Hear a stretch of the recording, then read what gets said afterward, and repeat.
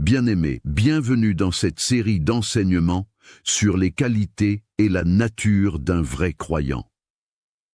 Souhaites-tu savoir comment l'étude de la Bible aide le croyant à savoir prier pour lui-même et pour les autres?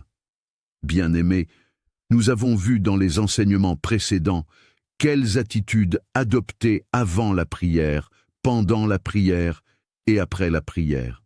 Nous avons également vu le genre de prière qu'il faut prier si l'on souhaite voir la réponse à ces prières. Mais ce que les croyants oublient aussi parfois dans la prière, c'est d'intercéder en faveur des autres. Souvent, les croyants sont focalisés sur leurs propres besoins et deviennent égoïstes dans leur prière.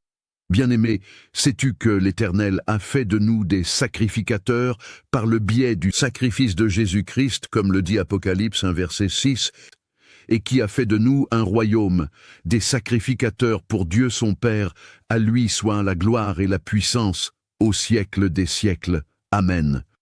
C'est donc une responsabilité pour nous en tant que sacrificateurs d'intercéder en faveur des autres auprès de l'Éternel. C'est notre responsabilité de prier pour le corps de Christ. Comme le dit la Bible dans Philippiens 2 verset 4, que chacun de vous, au lieu de considérer ses propres intérêts, considère aussi ceux des autres. Bien-aimé, laisse-nous te dire que l'Éternel aide ceux qui aident les autres. Comme Jésus-Christ a considéré nos besoins avant ses propres besoins, a ainsi sacrifié sa vie pour nous, et intercède continuellement auprès du Père pour nous, nous devons également continuellement intercéder en faveur de nos frères et sœurs en Christ, comme le dit Éphésiens 6, verset 18.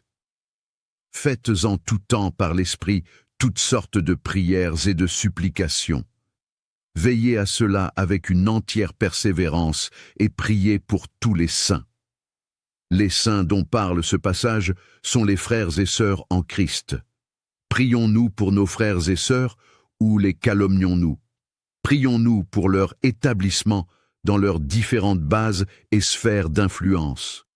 Prions-nous pour que l'Éternel les aide à grandir continuellement dans leur conviction dans la parole de l'Éternel et dans son application.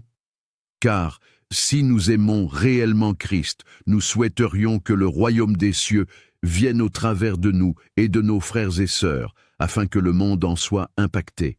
Collaborons-nous avec nos frères et sœurs pour l'avancement de l'œuvre de Dieu, ou sommes-nous en concurrence avec eux? Romains 12, verset 15 nous dit « Réjouissez-vous avec ceux qui se réjouissent, pleurez avec ceux qui pleurent. » Il est anathème qu'il y ait la concurrence, la comparaison entre frères et sœurs. L'Éternel attend de nous la collaboration, car il a assez de bénédictions pour tous. Rappelons-nous le passage de Marc 10, versets 43 à 44, où Jésus-Christ dit « Il n'en est pas de même au milieu de vous. Mais quiconque veut être grand parmi vous, qu'il soit votre serviteur, et quiconque veut être le premier parmi vous, qu'il soit l'esclave de tous. » Nous devons prier pour nos conducteurs dans la foi. La Bible nous dit dans Hébreux 13, verset 18 que « Priez pour nous, car nous croyons avoir une bonne conscience, voulant en toute chose bien nous conduire. » Autant les brebis ont besoin du pasteur, autant le pasteur a besoin des brebis, et autant les brebis ont besoin des prières du pasteur, autant le pasteur aussi a besoin des prières de ses brebis. Nous avons donc la responsabilité de prier pour nos conducteurs dans la foi afin qu'ils soient toujours soumis à l'Esprit de l'Éternel, toujours obéissants, cherchant la face de l'Éternel et toujours à la pointe pour recevoir la parole révélée de l'Éternel pour les brebis. Nous devons prier pour nos conducteurs dans la foi afin que leur vie reflète également l'enseignement qu'ils communiquent. Nous devons également prier pour les gouvernants dans nos pays. La Bible nous dit dans 1 Timothée 2, versets 1 à 2. « J'exhorte donc avant toute chose à faire des prières, des supplications, des requêtes, des actions de grâce pour tous les hommes, pour les rois et pour tous ceux qui sont élevés en dignité, afin que nous menions une vie paisible et tranquille, en toute piété et honnêteté. Combien de fois avons-nous prié pour que l'Éternel élève par les dirigeants politiques des modèles justes et intègres pour que les autres puissent t'imiter? Combien de fois avons-nous prié pour que l'Éternel entoure nos dirigeants de conseillers politiques intègres et justes et non de ceux qui sont là pour leurs propres intérêts? Combien de fois avons-nous prié pour que l'Éternel incline le cœur de nos dirigeants à voter des lois qui l'honorent, et non des lois qui sont des abominations devant lui?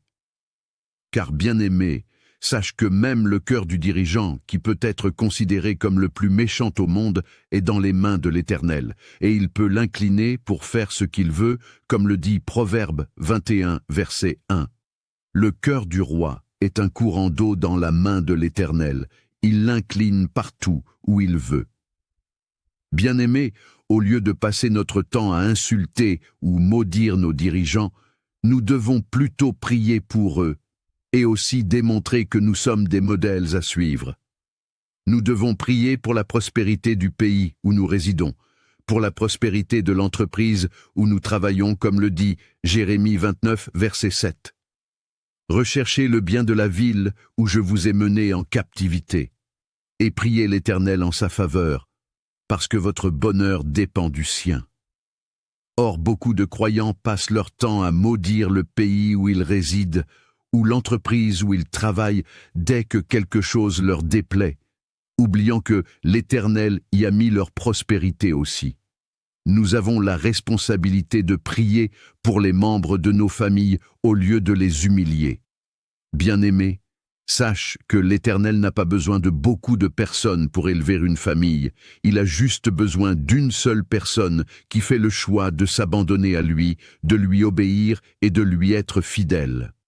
Ainsi, après avoir fait de cette personne un modèle, cette personne pourra aussi imprimer le caractère de Jésus-Christ dans la vie des membres de la famille. Regardons dans Exode 32, versets 9 à 12, quand l'Éternel a proposé à Moïse de faire de lui une grande nation en exterminant le peuple d'Israël sorti d'Égypte à cause de la dureté de leur cœur, Moïse a plutôt intercédé en leur faveur. Quand nous regardons également les intercessions de Néhémie au sujet du peuple d'Israël, ils s'incluaient également dans leurs fautes. Aussi, dans le foyer, le mari et la femme doivent prier l'un pour l'autre et se soutenir, car ils forment une équipe devant l'Éternel. Pourtant, on assiste aujourd'hui à la concurrence entre le mari et la femme dans plusieurs foyers et au sabotage des projets des uns et des autres. Nous devons prier des prières de paix pour nos ennemis, et non des prières de violence. Bien-aimé, sache que l'Éternel n'écoute ni n'exauce les prières de violence. Dans Luc 9, versets 54 à 56, nous pouvons voir la réponse de Jésus-Christ face aux disciples qui voulaient prier une prière de violence juste parce que les Samaritains ne les avaient pas reçus. Les disciples, Jacques et Jean, voyant cela, dirent « Seigneur, veux-tu que nous commandions que le feu descende du ciel et les consume ?» Jésus se tourna vers eux et les réprimanda, disant « Vous ne savez de quel esprit vous êtes animés, car le Fils de l'homme est venu non pour perdre les âmes des hommes, mais pour les sauver. » Et ils allèrent dans un autre bourg. Jésus-Christ nous enseigne également dans Matthieu 5, verset 44, d'aimer nos ennemis. Mais moi, je vous dis, aimez vos ennemis, bénissez ceux qui vous maudissent, faites du bien à ceux qui vous haïssent, et priez pour ceux qui vous maltraitent et qui vous persécutent. Nous devons donc prier pour que l'Éternel ramène ces personnes vers lui, car l'Éternel n'est pas intéressé par la destruction de qui que ce soit. Amen. Bien-aimé, ta vie de prière aujourd'hui est-elle centrée uniquement sur toi? Ou inclut-elle réellement les autres comme l'Éternel l'attend de toi? Écris ta réponse en commentaire. Nous continuerons à approfondir ce sujet de la prière dans les prochains enseignements. Et, si ce message t'a édifié, aime la vidéo, partage-la pour bénir quelqu'un et abonne-toi pour la suite.